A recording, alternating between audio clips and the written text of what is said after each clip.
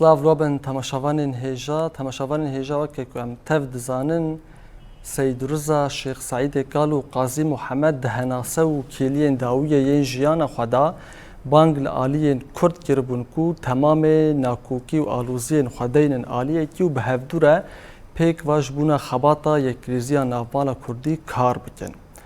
هر وها پشتی سالین حیشتی پشتی کو تفگیرا آزادی درکت و به پیشنگی سروک آپو خباتین یک ریزیا نافمالا کردی هر کوچون گشتر بون. تایبت سالین 1909 نهاندا سروک آپو کنگره نتویا کردستان ساز کرد دا کو همو پارتیین کردی به هفدورا جبو دستیشان کرنا سبه روژا ولات خواه کار بکن به هفدورا دیالوگان پیک بینن تمام آریشه و پرسکری کنوان دینن آلیه که به هفدورا جبو برجواندی نتویین گل خواه کار بکن بگمان او خباتین تایبت کو پشتی سال حشتی و پشتی سال نود و نهان که به پیشنگی سروک آپو دست بکرن روز بروز لحر 4 پارچه کردستان او خبات بهستر دبون لحر داره بنگه که خواه قایم و خورد آوا کرد تماشاوارین هیجا چما امویه که بحثتین جبر که دوهجی لوه داره لقادا شورشا روجاوای کردستان جوینه که گیرینگ دنابره پیده و دنابره انجمن نشتمانی کرد سوریه دا پیکات کو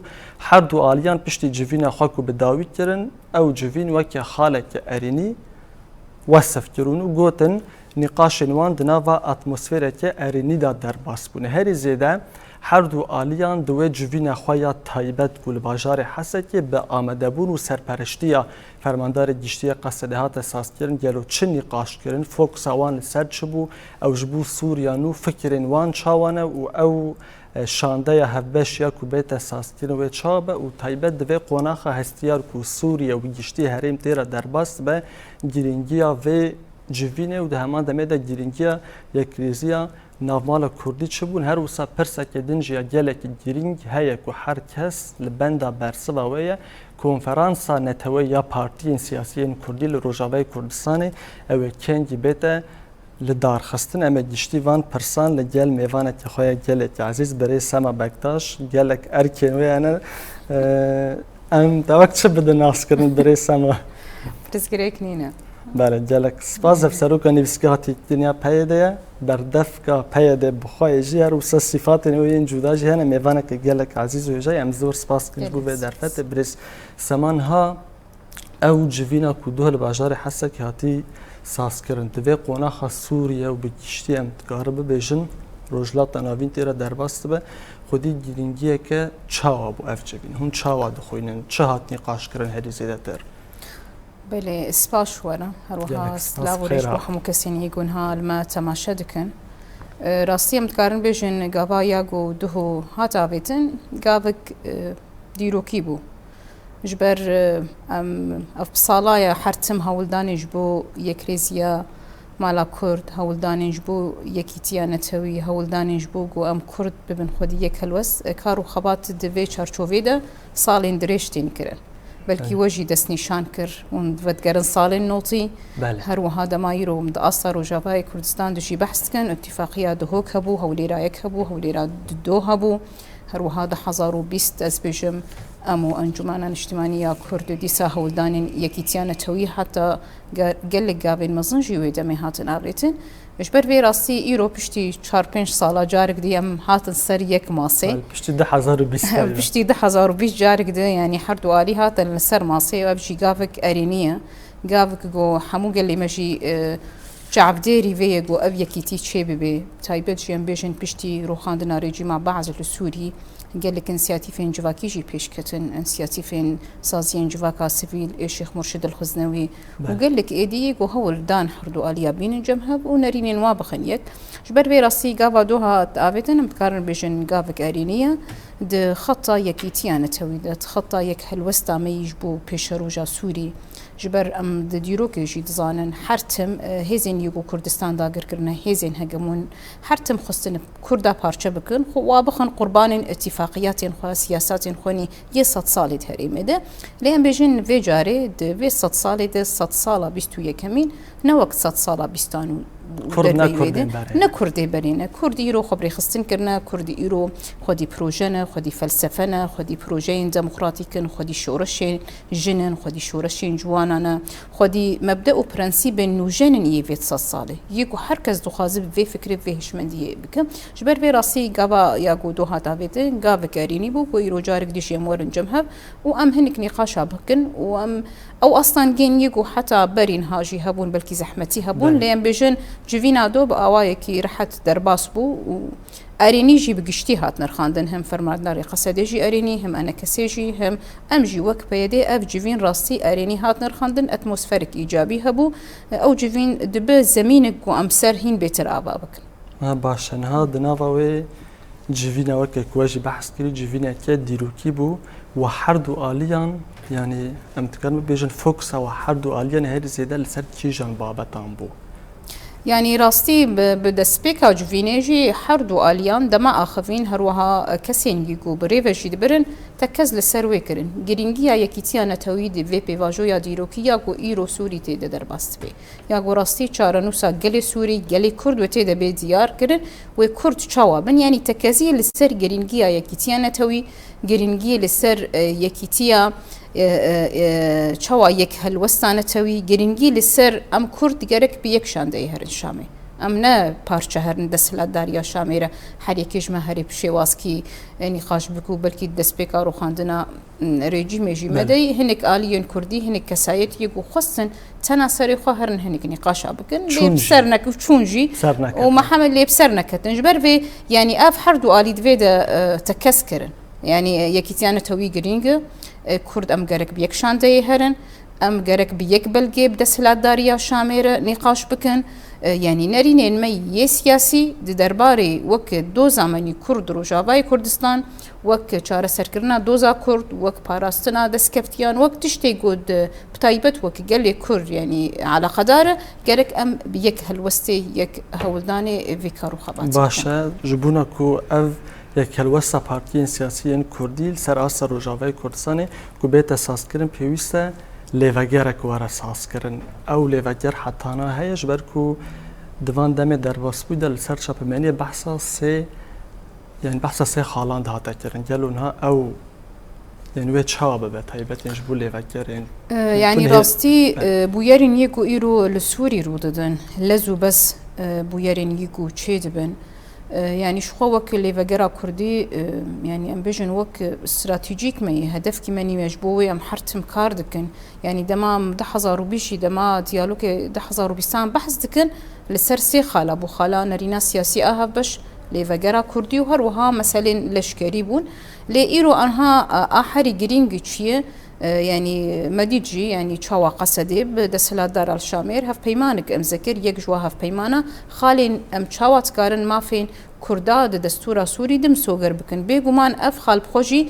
قالك خالد ناف خدت حويني جبر في انا حري جرينج ام تشاوا تقارن نرينا سياسي اهف باش بخن يك اف نرين مشروعيتها خو شرعيتها خوش كونفرنسي ببه اللي بيغماجي بيوستي هي يعني بشروجي ده يعني كرد سوري ده بيك ليفغاري بيك نرينه يعني اف غافن وي دور بين افيتن يعني هي نهاتنا نقاش كرن لسر شوي ويجي نهاتي نقاش كرن اللي بري انها هبو يعني مقود حزار وبيست هبو حتى يعني افلي ليفغار وي بتشواب وي تشاركي وي بن تشمسيوني وي بن لانها بيفاجويا امتد يا هولي رجابون راس هولي هبو جهوك هبو حزار وبيست هبو او اركو مسيوني ليفغاري وي تشواب لانها احري جرينج او ام تشوات كارن نرينا خوني سياسي بخنيك ام تشوات كارن شاندك هف بش بو شامي وحمو الي جي خطيطه بقرا بيغوماندا تدي يعني عم ببيجن اف جبنا دول حسك هاد درخصن تاني واو اليه دنجه خطيطه قلت بلكي اف جي يعني وسا جام قالك كسان بوجه وسا وكنا زلاليه هي لانها اف شانده هبش ياكو بيت اساس كرن اوي چابه يعني حمو الي هر حمو بارتين سياسي جي خطيطه بقرن روشنبير هنا كسايتين سر بخو هنا تخازم هنا كيوصل سر بخالجي يعني راستي شوي ايجو جوين تيدا تشيبو وك بياديت هني بأنا كثيرة مجين بويرنجينة تخست جبر حتانها ام وك بيانكي شان دايا بيانكي برين هاج ديالوج كرن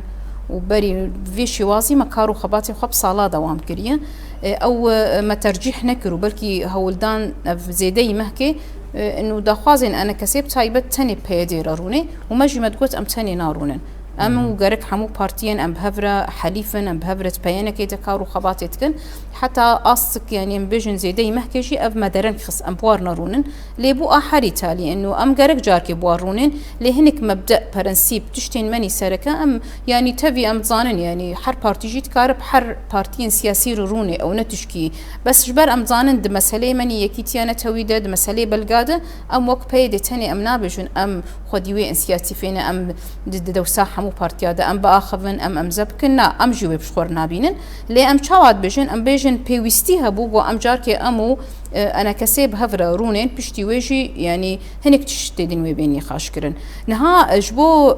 كسي جو شانديا جو بيتشكرن از هروها گفتگوی بده سلاداریا يقول شامير بيگومان بارتيين سياسي قلكن ريخصنين جنجي هنا جوانان جي هنا از بيجم كسايتين سر بخوجي هنا يعني احري جرينج او كونفرنس يا جو تشي ببه حركس بجدار ببه حمو آليين سياسي ريخستن مالباتن شهيدة جن جوان دورده أو بلقبي أريكرن بشتي ويجي ببرنكي توافق شاندك تشي ببه يعني أكيد از بيجم تشل بينجي حبنارن ديالوكي ناكن يعني شانداوي بيتشيكرن هجماراوي ام نظام نقاش سيرفيها تكرن يعني نا كان جي خابي نا هين ابنا نا بس از بيجم يعني بس تشتهاتي نقاش كرن جارك شاند يكبه يعني أنا كسيبج بارتيين ديبش حر كسيبة لي چند كسن وشوا هبن وشوا بين هالبجارتن أفت بيشرو جد يعني مروف دكار السروي نقاش بك يعني خالين جرينج أفن جوان كونفرنس شبه نرينا سياسي كونفرنس كان جيب يعني راستي ما حماها ولداني خدان أم د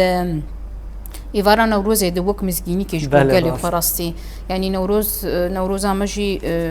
ببن نوروزا يكيتيانا توي ما هول دعم بيستيم هيدي تشيكن لي هنك ازبجم تحضيرات هنك تشتيني قوتين خصن وقت جي طنقبو جبر في ام هول بدن بشتي نوروزي نبقلكي بباش دربونا حمو آليين سياسي حتى كسينين جارانتور يجو في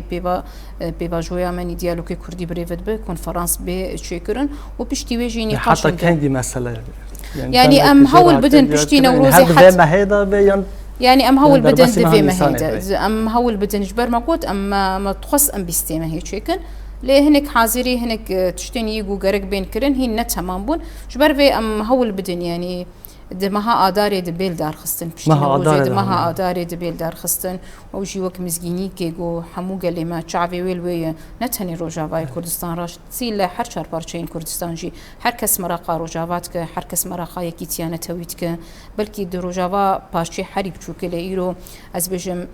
روجافا إيرو بو يبين جهك إجبو شارة سركرنا دوزا كرد حتى البارشيني بو يألهامك إجبو قالين مني ديجي إجبو قالين كرد قالين دين قالك جياش برفي راستي ام هول بدن كونفرنس شباب و اف يكيتيانا توي اد روجافاي كردستان دو كونفرنسي ببين جهج بول دار خصتنا كونفرنسي نتوي كردستاني جبر اوشي وك از بجم هدف كيماني استراتيجي و هم حر بارچا كونفرنسي قاچيكن هم دي بيشاروجي دو كونفرنس كي نتوي كردستاني بيچيكرن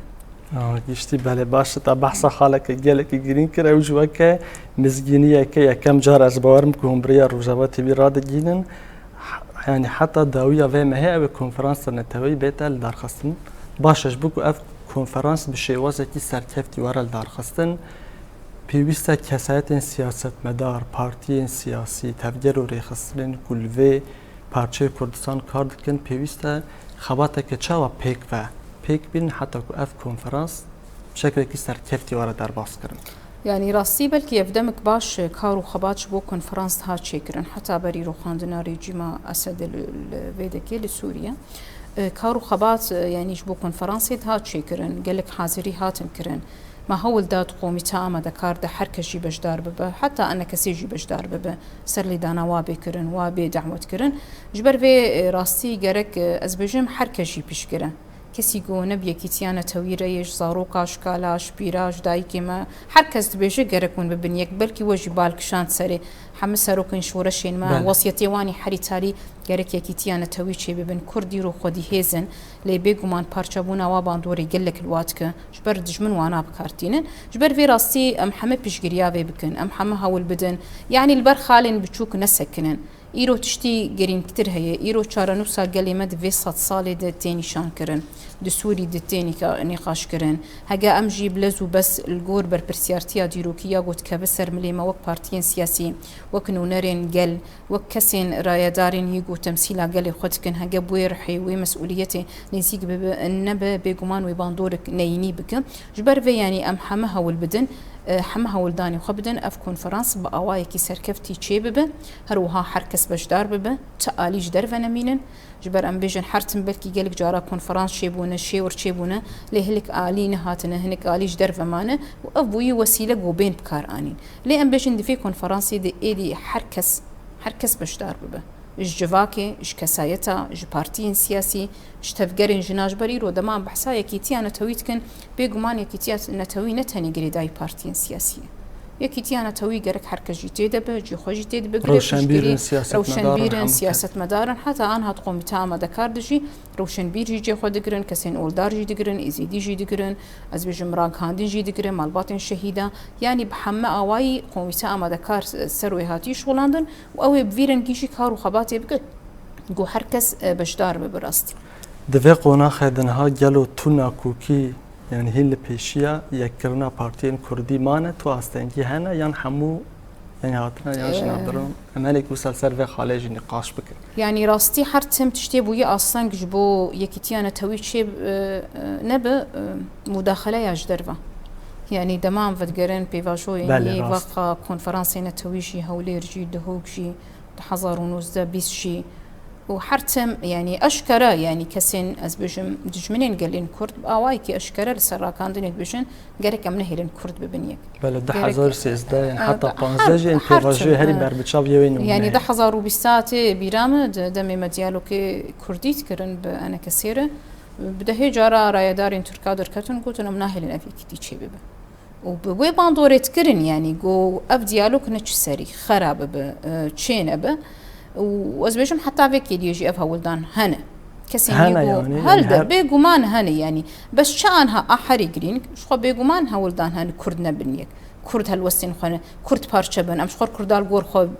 بكار بينن كردي باش ونباش كردين زانو بشوا وشلو بس أزبيجم أنها هجا أم راستي مقوت هجا أم برسياريا ديروكيا جو إيروت كبسر مليما جبوجو ديروك مشر مزارنك جبو قليمة مشر مزارنك أم بيك إرادة أم برجوان دي خوني بارتيتي دينن آليكي كسايتي دينن آليكي أم برسيارتيا ديروكيا جو إيروت كبسر مليمة أم وين زيك ببم بفينا خوا بإرادة خوا بيكيتيا خوا بيك هالوستا خوا جبروي أو زحمتين بلكي حتى انها راسي بلكي أنجمان دنافا ائتلاف دبو ائتلاف تركي قريدايبو باندور قالك سلبي تكرقو اف ديالوك نرسري لا ايرو عم بجنش خا ائتلاف شي شو تشتكي معارضه هالوشيه لا ايرو اف يكيتي وك فرصتك ديروكي جو ام جارك دي هي زين كردي ورنجمها بهفر ديالوج بكن يعني ايرو بحركه سير ديالوج يتكن يعني ايرو عم بجن ام جبو ديالوج جبو حركسي حاضرا جبو الشامي حاضرا جبو تركا حاضرا ويعني اكيد حمنا كوكين هي بديالوج شاره سردمن يعني أمريكا رن أمبيجنا كوكيد نبرا بلكي يعني فرق وجودايد نبرا نزيك بوني منيش تشتارج قالك تشتار أم نابجن قرك حركس وك ما فكرية أم وك حركسي بفكرن يعني بيجومان يعني وأكيد اختلاف هب أمبيجن أم نوك هبن ليه تخالن سركة تخطين نتويد تخطين يجو راسين بجن قرك خطين ما يكسكو صور هبن أفخط خطي منها مقرك يعني سري شبه المسألة قرك يعني مثلا ده مسألة مني نتويد ده مسألة مني يك هالوستين بران بري إيريشين لسر قليمتين البران بري دس كفتين يقو إيرو راسي كردا بيشن كتيا ويكر وإيرو بسر خستن بران بري قصدي بران بري ريفا بريا خسر بران بري يعني أفخطين مني نتوينه يعني شوا تجربة ما جيد في مسألة هنا يعني دبر خدانا كوباني ده مدي أو خطانا تويبو أخطا يقو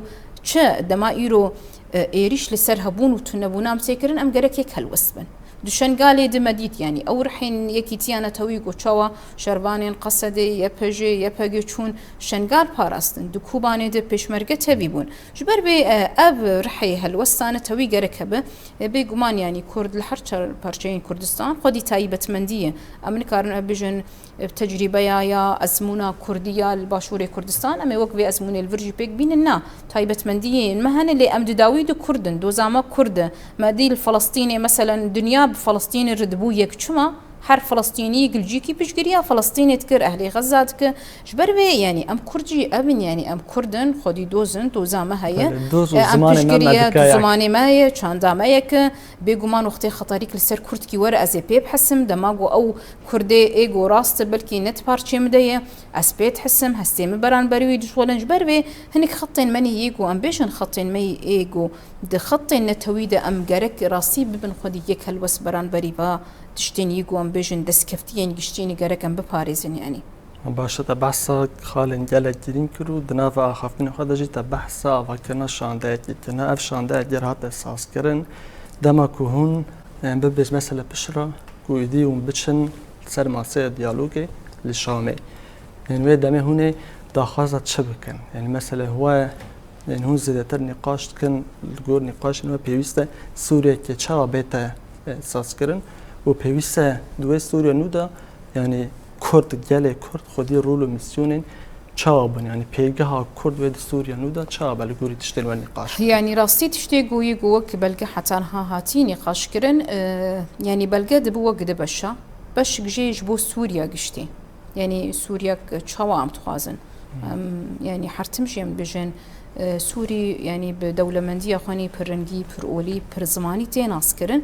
جبر في سيستم كينا فندي وينا چارە سەری بش بۆ گەلی سووری وێنە چارە سێرەری بش بۆ هەموو گەلێن یەک و بساڵانە بەهەڤرژیان دکەن جبر في يعني تەکەس لەسەر بێ بۆ هەنێک خاڵێن یە گشتی بەلگەیەدا شەکلێ سووریا گەرەک چاوا بە سووریاک نەناوەندی بێ سووریاک نەناوەندی بە ناوێ وێ ئیجا چ بە ئەو نا دوورد نیقاشێدە سووریاک فەدرالە سووریاک لەسەر ئەسات نانەناوەندیە ئیداریە سیاسیە ئەو تشتن یە گوتێ نیقاشکردن بەس لەسەر وێ دەمێ پێش بێن نیقاشکردن لێ ئەم هەمژی تەکەس دکەن گەرەک ئەم ئاواکردنا سووریاک نەناوەندی هەوڵ بدن یەککردنا خاکە سووری ئیرۆ دنیا و عالم باو شێوازکی نەناوەندی بهەڤرژیان دکە یعنی دەما ئیرۆن بەحسا نەناوەندیە دکن ئەبنایە واتاگۆ ئیرۆم تخوازن سووری پەرچە بکن نا يعني شكلكي الديمقراطية دي هروها هندري سوري ما فين جنا ما فين زاروكا ما فين جوانا يعني أبوك خالن قشتي جارك هندري سوري دهبة هروها أم بيجن نبيجن د سوريا د لسرقلي كرد قالك سياسات هاتن مشاندن كم برا عربي بو مسألة إحصائي بو قالك سياساتين عارضين كرداج واصلتن يعني أب اتفاق جي جارك رستيب أوايكي بربشعب فيجرتن أفكسين جو ضرر ديتن كسين يجو حتى انها بين أصنامن يعني دفي چارچوفين قشتيج بو سوري خال هبون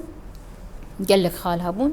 أزبيجم زيدي ده خال هبون وكيد أم وك كرد سوري دشكينه أم چنه أم چه جيانتكن يعني بلكي قالك جاراتين بيجن يعني تكزي لسر كرد إيرو لسر خاكا خوا قالكي رسنة لسر خاكا خو جيانتكن زماني كردي وق زمان كي رسن قرق دولتي دبي اعتراف كرن روجين كردا هنا مثلا ججنا نوروزي هي وق ججنك كردا قرق برين هاد أيامي ججنك نتوي برين هاد أيامي ريجيما بعث دقوتن خصمون روجا دايكي ججنا دايكي جبر به هنك خطين يقشتي وكيد قريداي بيف هرمين يقو عفرين سريكاني وقرافا وكسب آوايكي أولا قرق بيكرن مثل زماني كردي چاندا كردي تشتين مني وك يعني نتوي تبي يعني أمزانن أفشاندا تنيوي درباري دوزا كرد داخوازين قالي كرد سوريا ده جبر يعني ده هندري بلقيا يا بوهات امذكرن شي شو قال لك خال هبون حر خال جواناجي شاندوي شي مثلا يرون بحسا ريفابريا خسر بكن بيغمان ريفابريا خسر وكرد وعرب وسوريان حر كس وهر سروين يعني نقاش بك مثلا ازبجم عسكريين وشاندي واتشي ببن لي افشاندا تاني ويجبو كرد ما فين كرداد سوري ده كرد سوريا كشاوات خوازن او نقاش بكن لسر بلغايا يا غوهاتي حاضر كرن باشا دفا جوینن جلک جوین یک وتن اساس کردن ده هون رولا فرماندار گشتی قصده چاوا دی بین تایبت او يعني دوی عالی دا خودی رول این چاوانه يعني جبو نزیکرنا عالی سیاسیین کردی راستي يعني هبال مظلوم فرمرداني قصدي شحر عالی بشيتي قبول كرن يعني تيكو شينا خوا بهولدانين خوا يد حمو عاليين سياسي دجي عسكري جي يعني هم جم قلي سوري جيتي قبول كرن هم جم حر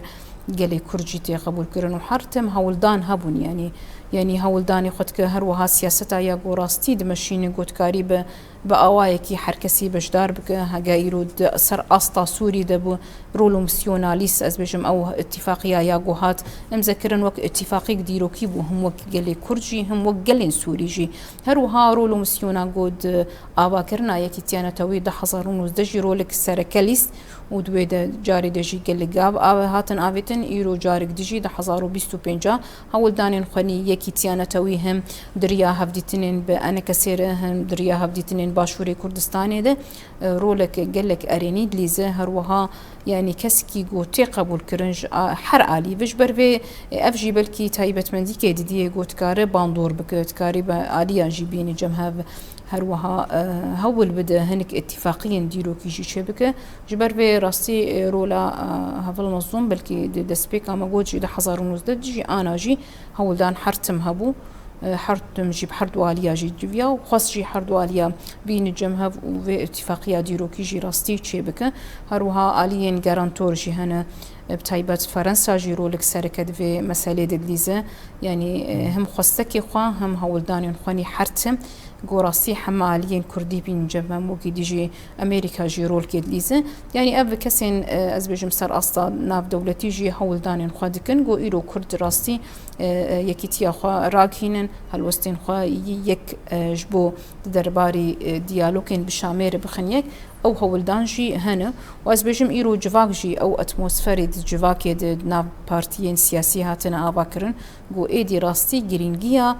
یەکیتیانەتەوەی divê demêde giringiyekî gelek mezin û gerek çê bibêyeni. Gelek baş e birêz semata nava behsa xwe da behsa mijara Efrîn kir serêkaniyê kir girê spî kir ji bo ku vegerekî ewle bû koçberên wan herêman were dabînkirin pêwîst e gavên çawa bêne avêtin. Yani pêwîst e xebateke çawa bête neşandin. Yani rastî ji roja Efrîn hatî dagirkirin hetanha têkoşîn bi hema awayî dibin. تێکۆشینên سیاسی dibin دیبلۆماسی dibin بە هەم شێوایی تێکۆسین ji بۆ vegera hem ji بۆ rizgarkirina Efrînê hem ji بۆ vegera hemwelatiyên Efrîn bi awayekî yanî ticarî doza Efrîn nehatî ji bîrkirin her tim de heme hevdîtinên menî diblomasiyê gotê dikirin xalên menî sereke wek dibêjin mebde prensîp de her hevdîtina de em ê çawa hemwelatiya Efrîn vegerin cê xwe ji ber gerê spî Efrînê rasta hemû herêmên yê ku hatine dagirkirin ji aliyê dewleta Tirk û yê gorastî ev hemwelatî ez bêjim koçber bûne di kampa de jiyan dikin ji ber vê rastî ev kar û xebat berdewam bi taybet melê siyasî diblomasî de got em çawa dikarin diriya aliyên ê navdewletî jî em hewl bidin got hemwelatiyên Efrîn bi awayekî ewle vegerin cîwarên xwe ji ber rastî zehmetiyên gelek şandin hem cara yekemîn ya got ji Efrîn derketin hem anha em bêjin cara diyomîn dema got şehva derketin ji ber vê ez bêjim hewldanê ji bo vegera hemwelatiyên Efrîn serêkaniyê girê spî her tim berdewamin û em hêvî dikin ev ser nîqaş kir yani her civîna ya du yani ew jî nav xalkê rast nav xalek wek xalek sereke ji bo vegerandina yani ev me got mebdeê me yî prensîbên me yî di hemû hevpeymanên yî gotên em zekirin di hemû hevdîtinên yî got tên çê dibin ev ticarî doza Efrîn û girê spî û ez bêjim serêkaniyê nehatî ji bîrkirin got ev hemwelatî gerek bi awayekî aram vegerin cîwarê xwe. Baş e niha li Efrînê rojane sûj têne kirin li aliyê din jî yani pêwîst e ji bo ku vegerek ewle pêkwere hemû partiyên siyasî gavên çawa pêk bînin. Taybet ji li ser milê Encumena Niştibaniya Kurd ya li Sûriyê ji ber ku ne her kes me dizane ofîsên wan li Efrînê hene lê sûj têne kirin Kurdên li wê derê têne kuştin guhertina demografî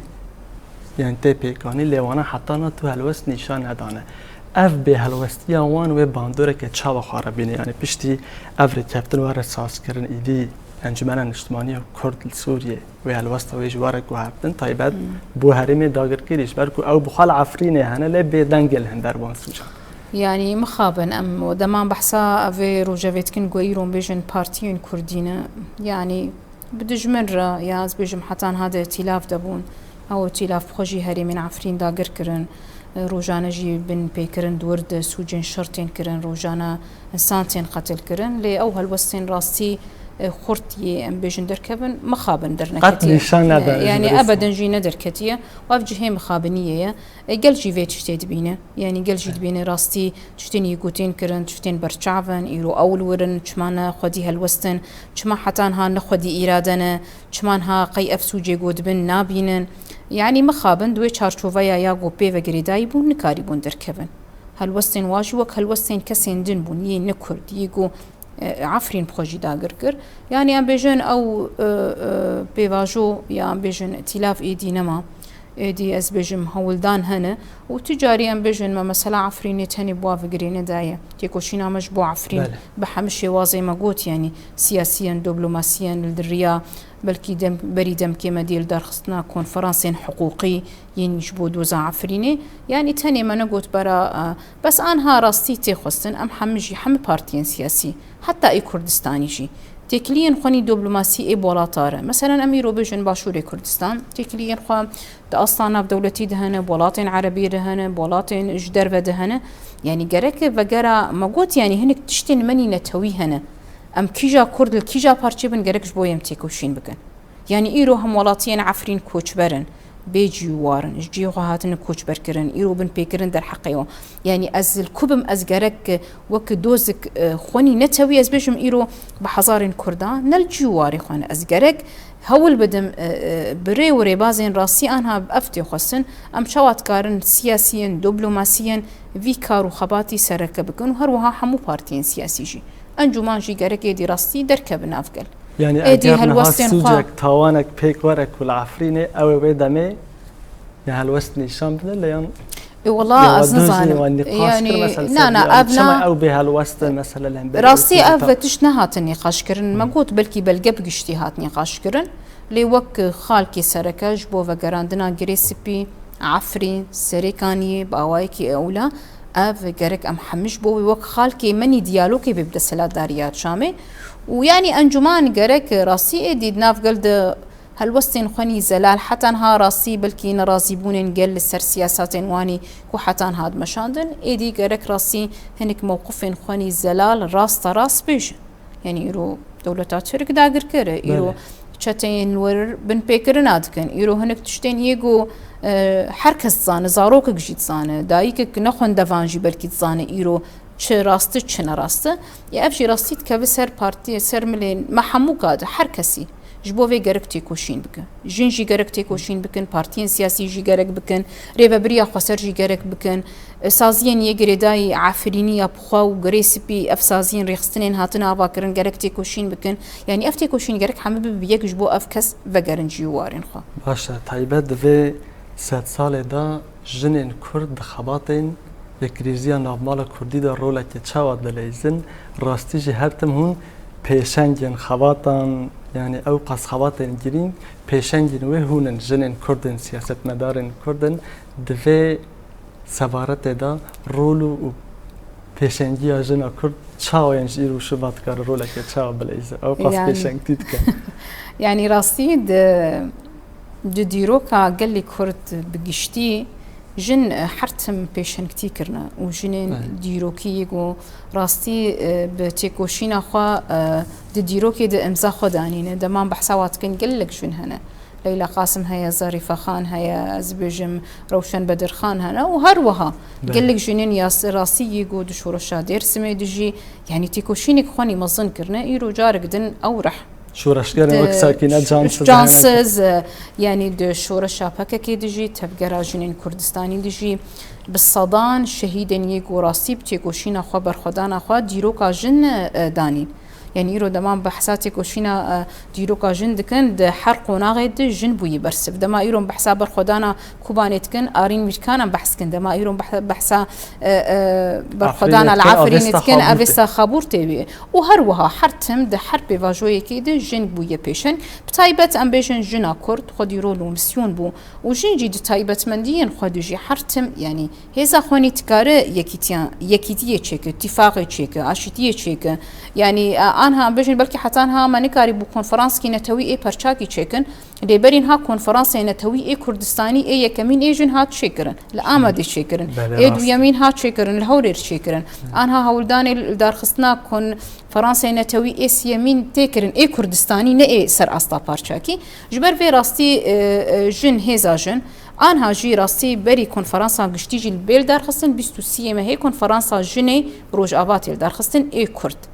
دور دجی کنفرانس گشتی بتبلیبونا جنی 23 مهی 23 مها آداره کنفرانسا نتوی آجنی کردی روج آوات تیل درخستن دی ساجی جن قوی پیشن کتیت که يعني جن راستي بلكي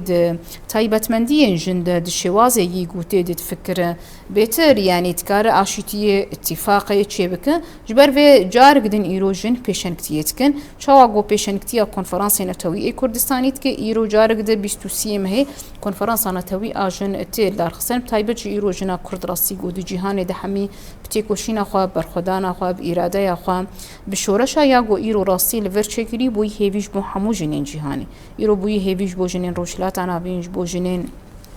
يعني بيشن كتير هم بيشن كتير شورش شكر هم بيشن كتير شر اللي دشي داعش كر هم بيشن كتير فاكرنا ريفبريا خسر كر يعني جن خديوه زومسيوني جود كار بيشن كتير بك اتفاق شيك يكيتيه شيك عشيتيه شيك دستن وصافن بيجما نهارتن بيشن كنت بحث خالة جالة جنين كنت 23 ما هي أو كونفرنس جنين روجافي كردستان ولا هر زيادة دو كونفرنس دو فوكوس وتركيز والسر شبه يعني أجندات يتشاو هنا بدن بيشيا راسي أو جي دوي كونفرنسي ده بلغك هاتي حاضر كرن أو بلغجي وك جني كرد يعني تخالين قشتي ده برنسيبين قشتي ده و خودي أركو مسيون وموقفين شوابن يعني جبر ويجي أو جي قال لك خالين سركة وك مبدئي ما وك جنين كرد مثلا از بجم إيرو سيستما هفسروكاتي جنا كرد بيشن كتياوي كر أفو وك مبدأ كي برنسيب كي جرك بي باراسن جرك مش بوي تيكوشين بكن هروها بج داربونا جن د كونفرنسي گشتي د ديالوغا د دانوستاندنا د اتفاق هذا إيرو أم بيجن يبهجي وك هيزك دنيا ده حميجي خدي ناسنامية وك هيزا باراستنا جن يعني أوجي وك بلغاك دبلغا هاتي حاضر كرن بلغاك جي سر روشا سياسي قشتيا و إيرو هرم وسوريا وروشا جناب قشتيا بلغايا دجي وك بيوانو برنسيبين مي جنين كرد روجاوي كردستان قالك باشت أوجي بحثا زانياريين قالك جرين كرن أوي يعني جنين حمو بارتين سياسي جي خاطي دا بقرب بجري خستني جنا حمو جي خاطي دا بله يعني بارتين سياسي تفقرين جن كسايتين سر بخار وشنبير وبتبليبونا يعني دصت سياسات جني في كونفرنس بيتشيكر دصت سياسات جنين روجاوي كردستاني كرد روجا 23 آدار الروجاوي كردستاني اللي أنا كارو خباش بوي تيكره كارو خواتي من هاش بويا كتينا كرونو يدي يعني جهاش نسري داك روجا 23 هي ورا دار خستن سر خيري بكونفرنس وجنها هري داوية خازم ام هنت يوصل سرفيا تيجرا وسن شخان هتا جيت نبقى خافتين خدا بحث كر هون بشتبانية بارتيين سياسي ين هر سياليين دنيين كردستاني بو شورش روجاوي كردستاني چاوا دبينن يعني راستی شورشا گو ایرو دروجاوای کردستان ده هات شکرن دوی پارچین حریب چوکده لی ایرو بو زمینه کی خورد جبو ناسکرنا دوزا کرد الجیهانی یعنی دما ایرو گوام دبینن سرانسری دنیای بحثا کردات کن ایرو دوزا کرد لسر ماسین ناب دولتی تین نقاش کرن اف حمد انجام تيكوشينا ياغو دروجاوای كردستان ده راسي بلكي ام بيجن راست بلكي قالك جار هنك هالوز دركتن بيشگيري باواي كي دركتن لند استا گوتي خستنده يعني ام بيجن ده في بيواجوين ديروكي بلكي في داويه هين باشتر بون هالوز باشتر هاتن زلال كرن بشتي هنك اتفاق چبون بشتي گو هرتن و هرتن يل سوري چبون لي راسي بيوسيا روج اوا بيشگيري مستر هبو هم دملي معنوي ده هم دملين بشجريا از بيجم قالك جاران مثلا دارين سينور دهاتن قرتن باندورت قرن يعني افهريم د امبارغوي دبو قالك جارا كوم كوجي لسر فرد هاتن قرن بنسازيا فرد هات من بيكرن اللي اوهل وستين خورت راستي درنت كتن مخابن درنت كتن جبر في راستي بلكي في داوي ام تقارن بيجن بشتي بي فاجوين يقول سوري دركتن هل وس خورترن ليد واصالن يدرج يدور الشورش ده هل وستين درت كتن ندوي اصاقو دهاتن خستند يعني تقاربون بأوايك خورتن بشجريا شورا شارو جابا بكن يعني يعني حر بارچاك جي راست برزگري كنوي هن دما قويرون بحسابا كردستان تكن بحزاران كس ايرو زندان دان دما ايرون بحسارو شلات تكن روجانا كسايتين مي بيشنكتين قرتن تين اعدام كرن هروها الباشوري كردستاني روجانا كسايتين هدف قرتن سياران يعني روشا حر بارچايكي هي يعني حشخوا هر دجمنت خوازي فيكي بك راسي خوازي فيكي بك يعني كردا لفر حميد خناف شروع بفچون كدش بو هر کسی دی بروشا خو مشغول به کسی د پشگریا ایدنکه لی ویداوی ان بيجن بتایبت ویداوی هل وسن خورت بون باش بون و اب هل وس گرک بن خورت کرن پشگریا مجبور جاوا گرک به خورت کرن ایرو استاتویا رو جاوا گو به قبول کرن به گمانوی به زمینه کی خورت جبو باکور کردستان جیج بروشلات کردستانی و به هیزک پشگری يعني وي خرطبوني بجينا حمو علي انتني ويبدا يعني باشوري كردستان يعني مقود ام كرد الحرشار بارشين كردستان راست تايبت مندين مهنه ل كيجا غافيد اريني بولا نيني بيجي ام هاف باندور دبن يعني ايرو غافك اريني لروجاواي كردستان بافيتن بيغمان 40 مليون كردجي ويحم كيف خوش ببن ويبب او شي زمينك جبو كردين دجي جبر بي راسي بيويست هالوستين ما جبو تايبت ام بيجن جبو حرشار بارشا لي ايرو روج ابا بيواجويك مصيري جياندك هالوستين خرد جيرد بين اي بيشكريه جبشت تو حفته سبات ايوا تايبت لجل او بانگا ديروكي كوجاليه سروك ابو بهاته راگهاندن گشتی وسا گشبینی که یک جار زیدل هر چهار پارچه اینو گشتی لجیهان داشت چه بویه ای سال جوار خویه کو اول گل و بانگی پیروزباهی نوروز این گله که گرسی بیتن ساز کردن پیوسته ای سال قاد نوروز چواب بن وک پیاده هری داویه دو دربار دجی ام پیام و ور بکن يعني راستي تايبت منديان وروزا إيصال قالك تايبت منديان خواهنا بيستو نوروزا ده 2025 يكجي رجيما أسد روخيا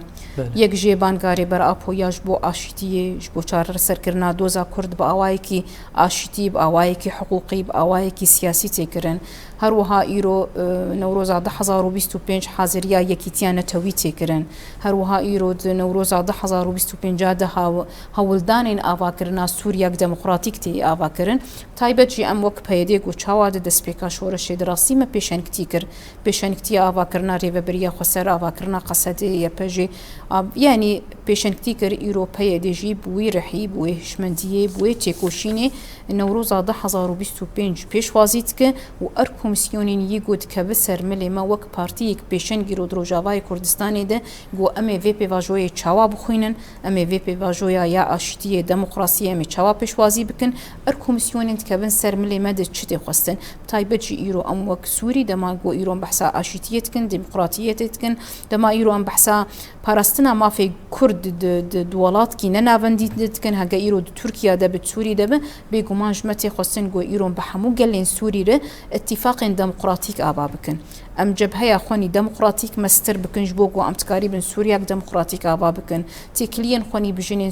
سوري خورتر بكن هولدانين خواني ري وري بازين ديالوكي بحمو آليين سياسي غيرك ام خورتر بكن ام دنابا اتفاق ديمقراطيك دنابا كرن جبر فيجي راسي بيدي بفي بيامي قوم تشاوات تقريبا نوروز 2025 هم بخن نوروز آزاديا ريبر ابو فيزيكي هم بخن نوروز يكيتيانا توي هم بخن نوروز آواكرنا سوريا ديمقراطيك بفي رحي بفي هشمندية بفي إرادة ام نوروز يجي بيشوازي دكن و سر بفا برنسيباجي ام تيكوشين دكن يعني يالك سپاس ببری سما بگداش پرسه من اب نظام اگر متشتک شو بیرا کربک و بخازبن لزیده بک هری داوی ام چند دقیقه